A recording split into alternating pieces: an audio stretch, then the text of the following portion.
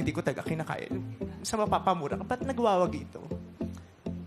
Mali. Ba't nagwagi siya kasi over dun sa tama?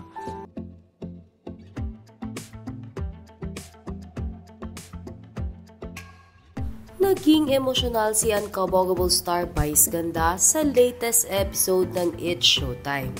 Sa segment na Especially For You ay naging sagot ng isang searchy ang pangingialam ng mga tao sa isang relasyon.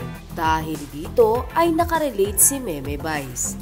Dahil hindi naman lingid sa kaalaman ng lahat ang panghusga at pangingialam ng mga tao sa relasyon nila ni Ayon Perez.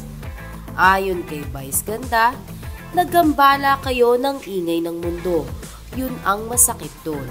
Nagsimula siyang matamis, maganda, masaya, pero ginambala kayo ng dilim, ng ingay, ng sama ng mga nasa paligid.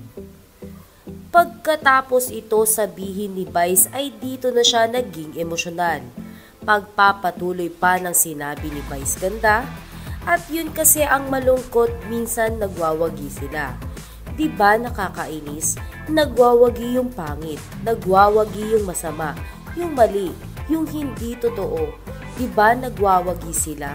Nakakainis yung tot nun, minsan hindi ko talaga kinakaya. Minsan, mapapamura ka. Ba't nagwawagi ito? Mali ba't nagwawagi siya? Over dun sa tama. Kaya all the time, bukod kay God, you just support each other. Kasi hindi mo naman maiiwasan kahit sabihin mo sa partner mo. Maaapektuhan siya eh. Kaya kailangan suportahan mo siya. At ikaw rin, kahit anong lakas mo, naaapektuhan ka rin. Kaya kailangan humingi ka rin ng suporta. Bakas naman sa mga mukha ng It's Showtime host ang lungkot habang sinasabi ito ni Vice Ganda. Dagdag pa ni Meme, just have to support each other all the time because the negativity is just so strong and all you have is each other.